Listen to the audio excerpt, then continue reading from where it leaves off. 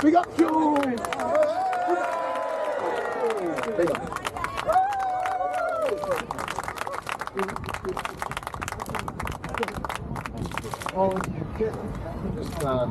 Media and our respective parliamentary candidates en masse. I don't know how many we have, but it looks like quite a lot. Our headline today is the England cricket star Monty Panesar,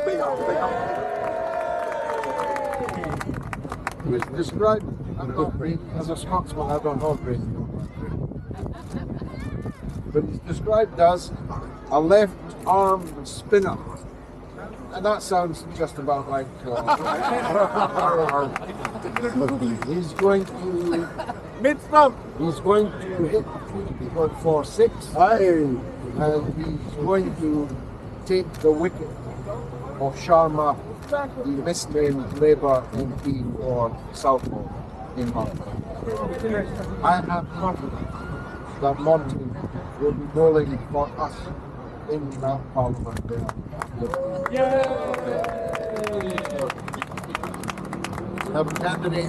We have two candidates. Our former British ambassador, with instances of president. Not starting off with them, but Monty trumps most people. We have former Conservative member of the European Parliament, UKIP and Conservative member of the European Parliament.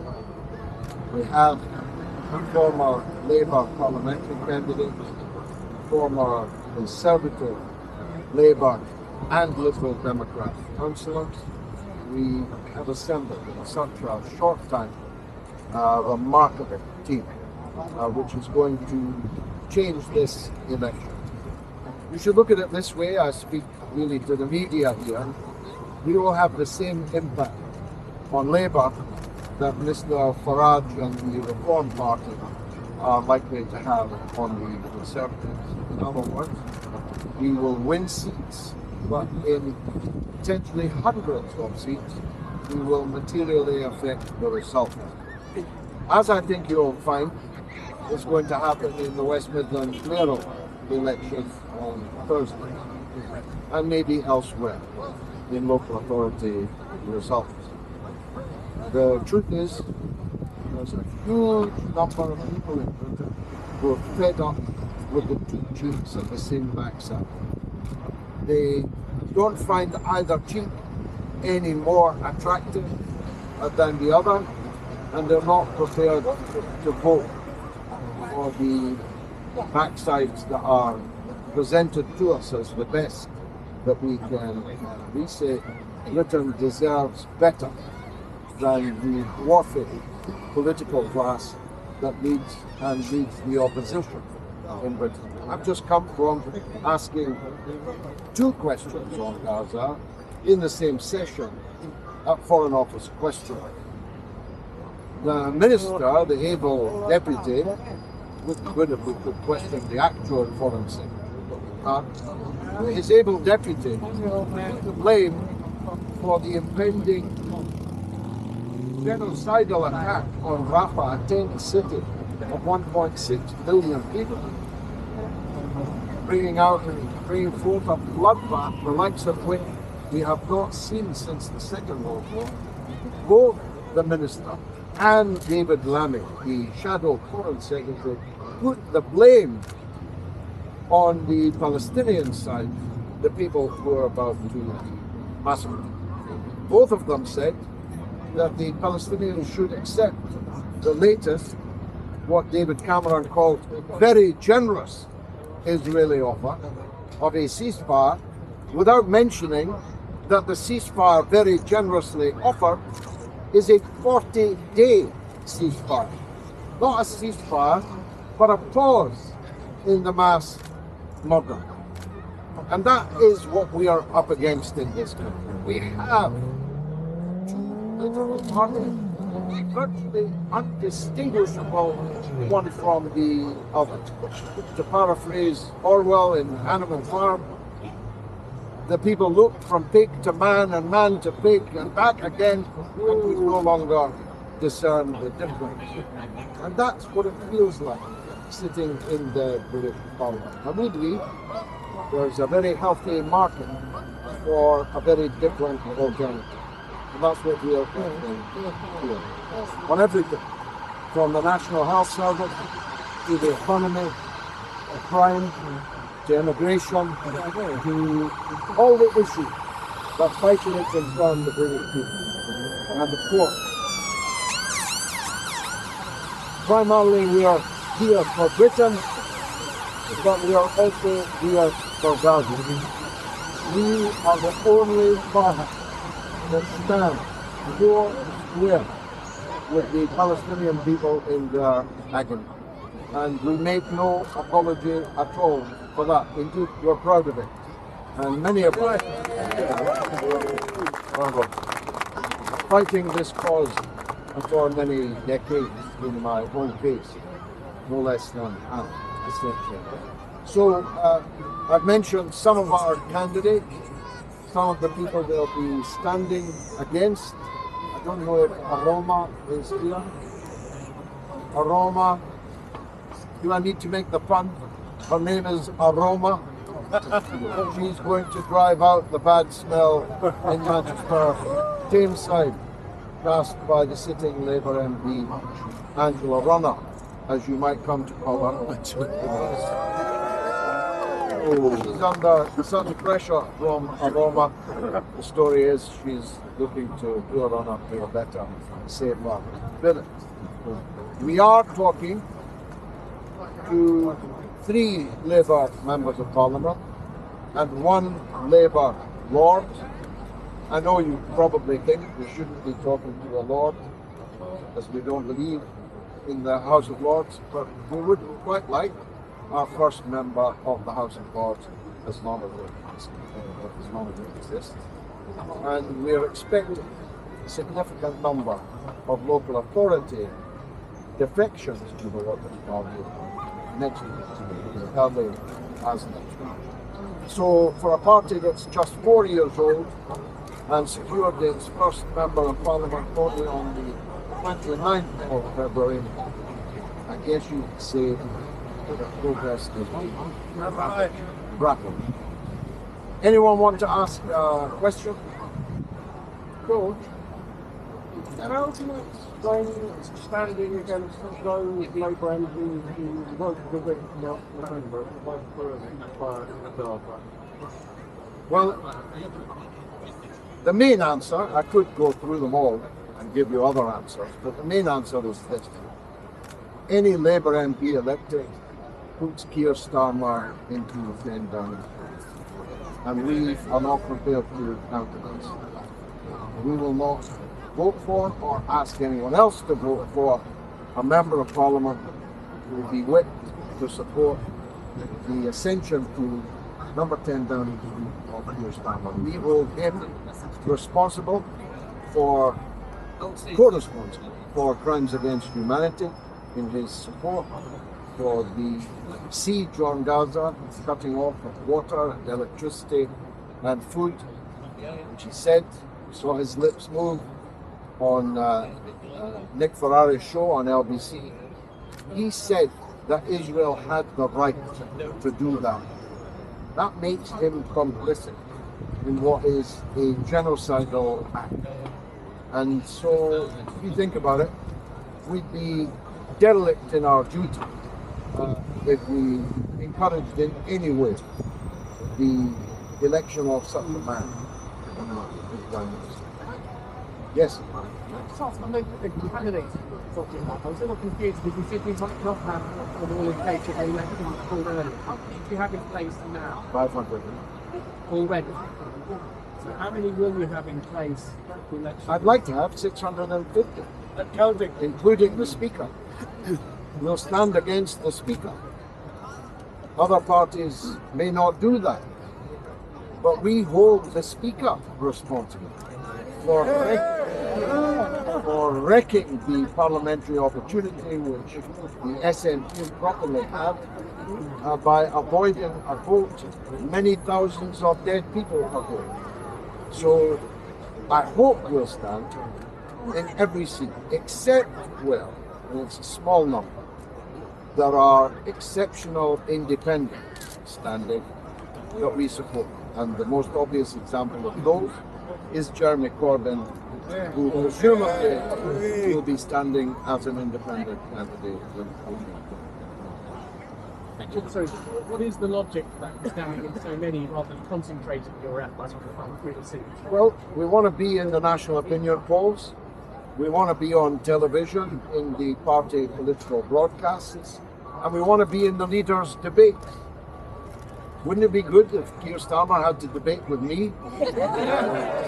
How do you think he would fare? How do you think? They can't handle him on his own. Fare?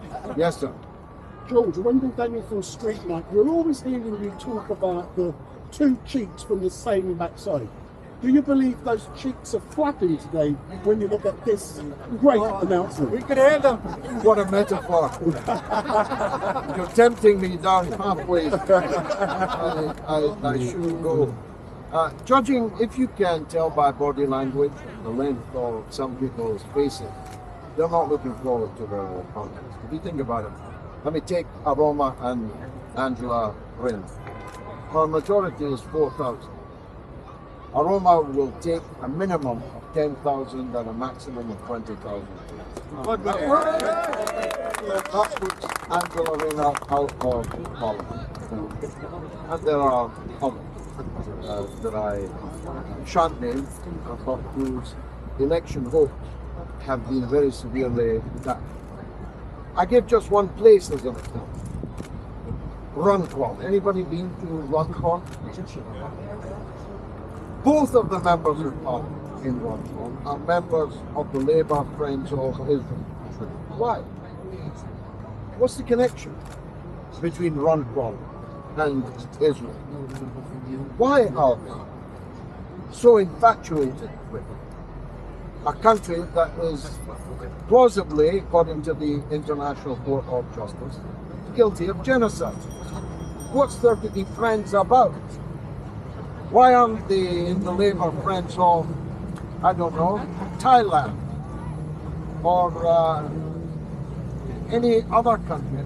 Why are they so obsessed with Israel? I'll tell you why.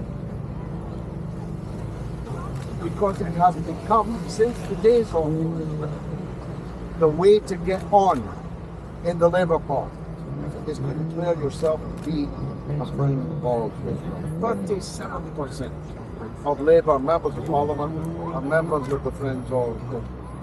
A huge number have had all expenses paid there. And a significant number of them have received very significant financial support from either the Labour Friends of Israel or others associated with the Israel lobby in Britain. This is deeply unhealthy for our politics in general. By the way, 80% of all Conservative MPs are members of the Conservative Friends of Israel. Who knew that Conservatives in Britain loved Israel so much? This is unhealthy for British politics, but it's particularly unhealthy for a party that claims to be on its membership card a democratic socialist party. What's democratic? What's socialist about being a friend of Israel? Yes, sir. Two quick questions. Have you had any communication with the votes at all? And also, will you be running candidates in constituencies where you have some pro-Palestine candidates? Lian Mohammed, for example, is going forward. Well, as I say, there will be places where an exceptional independent candidate wants to stand and where we adjudge that they're in a better position to win than we are. I've given one example of Jeremy Corbyn, and there may be others, but there will not be a large number of them, because we have a party building agenda also. If he gets hundreds of thousands of votes, which I assure you, if we field hundreds of candidates, we will, and then that puts us into the Premier Division in Parliament, in terms of state funding, in terms of the right to stage debates, in terms of being able to be prioritised at question time, and so on. But we are ready to talk with someone who comes forward and makes their claim. George, on the Frontline News, did you what's happened with the max rights and the Americans allowing the Israelis to actually represent themselves? How do you see your partnerships, or if you were elected into office, how do you see your partnership with the Americans? Well, we think we have a deeply unhealthy relationship with the United States. One of the reasons why I supported Brexit was I wanted to be free of the European Union's foreign policy, but not so we could slavishly follow the United States foreign policy. Instead, we are now perfectly placed, if we wanted to have an independent foreign policy, independent of both the EU and the US.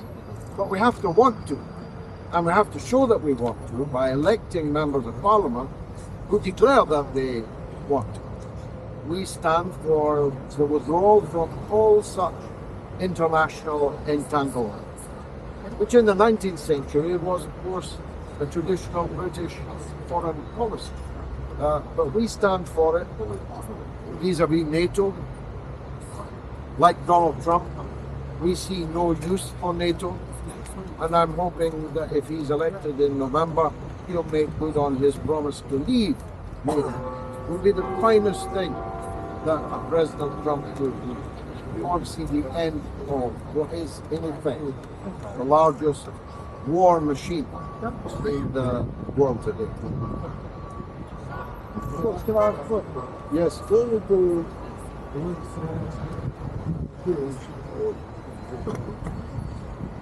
well, you should know that because you're a candidate. Our attitude is that this war should never have started. There was no need for this war, and moreover, it could have finished within 2 months of having started. If Boris Johnson had withdrawn on behalf of the United States to wreck the already initial peace proposals that had been agreed between the parties in Istanbul. Our attitude is that the war in Ukraine didn't start 2 years ago. It started in 2014 when the elected president of the country was violently overthrown in a coup co-organized by the United States and the European Union. Many people were killed in the execution of that coup. Parliament was burned down. The members of Parliament forced to sign the outlawing of the Russian language, the othering of fully 1/3 of the whole population, and then 8 years of attrition with bombs and rockets raining down on the Russian-speaking people of Eastern Europe. So we believe this war started a long time before most of the parliamentarians consider that it started.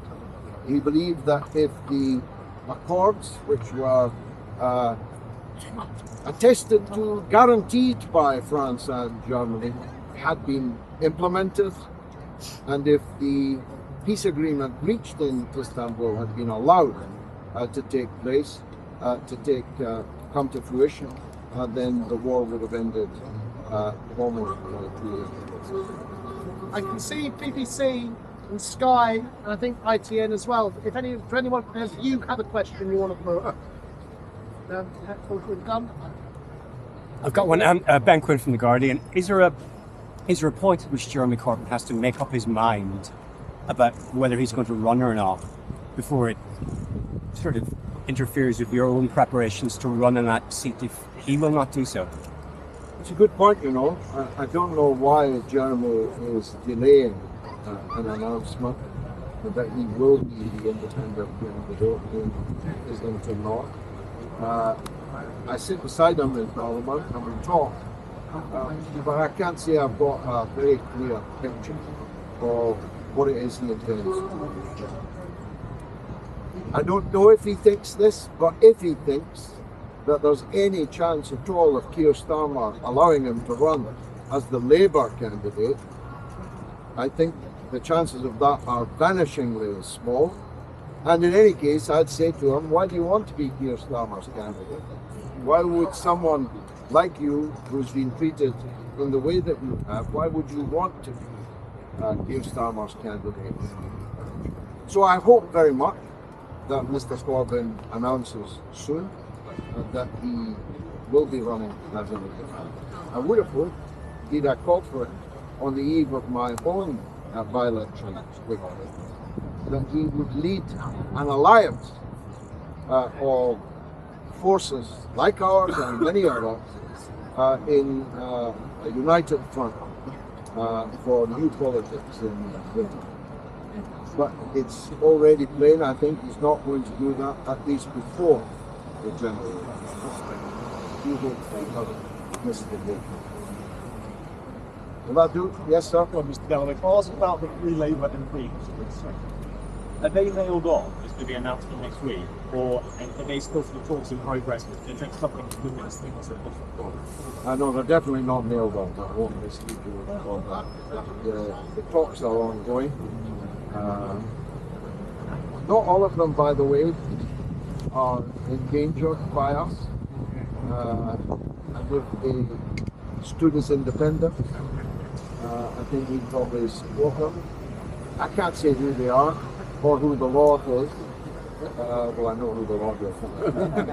A member of the House of Lords. I can't say, that would not be seemly, but talks are ongoing to probably the President's open.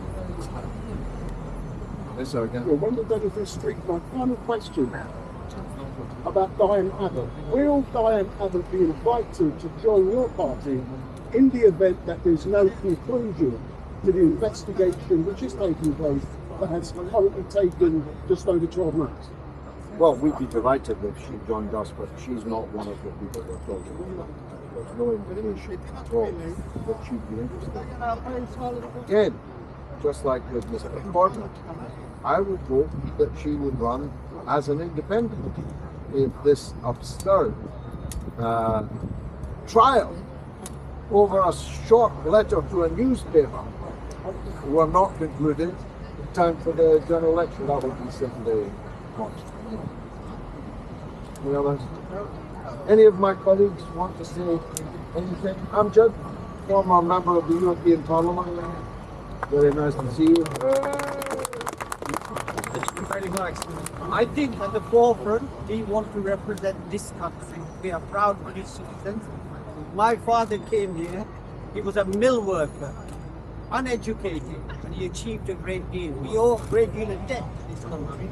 We now want to contribute to the development of this country. We want to bring manufacturing back to this country. Manufacturing that we lost.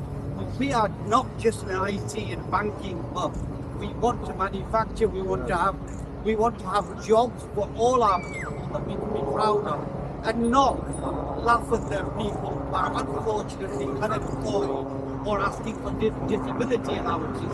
This is what our parties are all about. We want all to have the opportunities. If you look at countries that have been successful since the Second World War, China, India, South Korea, they manufacture.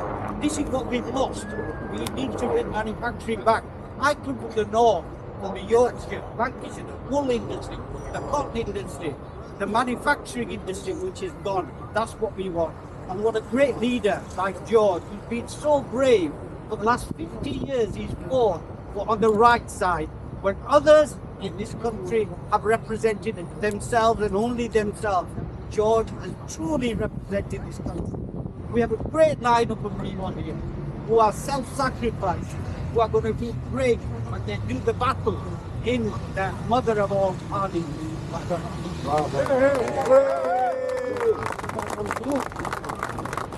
Okay, the one you've all been waiting for.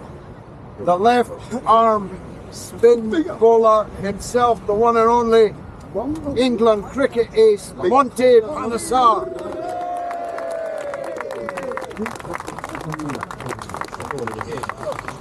I'm sure everyone's going to be asking the big question, why have I joined this party? And I think the only reason is I'm here to represent the working class people of this country. That's right. And when I played cricket for England, I know I got so much support from the public. Now it's my time to give back to the working class, make sure that the gap between the rich and poor gets closer. And that's why I'm joining this party. And hopefully I'll win my seat at South Laura and Ealing and make a difference to this country. Bravo. Go, Monty! We've also got an England International Rugby League star. We're saving his unveiling until next week. Yes, sir? Do you want to say something? How do you do for it? This is Harry Boota, who stood against me in Bradford West in the parliamentary election in 2018. Now, And we're friends. we will take this fight together where it needs to go. Nobody else is speaking for the common people. George is the only party, or Workers' Party is the only party that allows us to have free speech, and that does not exist anywhere else in that house. I think that's what we need. We need to bring free speech back. I served for 23 years in the Royal Navy. I have suffered a lot of racism, but I'm here today to survive and fighting on, and this country will keep fighting on until we get the right for the workers and the right for the people, and that's what we advocate.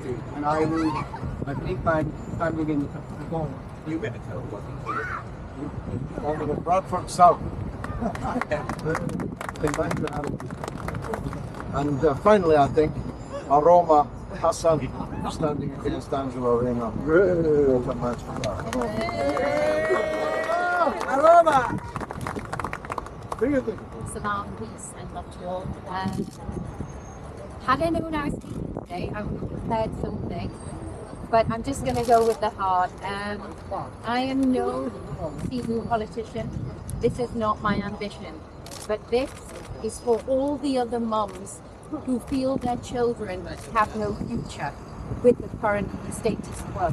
This is for all the working people who keep working and their taxes keep rising and their wages keep shrinking and the cost of living crisis is just tapping us at our heels. We just can't keep up anymore. So I want to be the change we all want to see. And I think everybody here is here for the same reason. George has given us something to believe in, and it's been a very, very long time that any of us have had anything to believe in. This is our time. This is going to be the change we want to see. And we're going to do it for all those who are voiceless. We are going to be the voice that you've been wanting. Last one then. She's just arrived. Our candidate against David Lammy. One of the most interesting contests in the whole election. It's really important that you understand that different countries represent voices.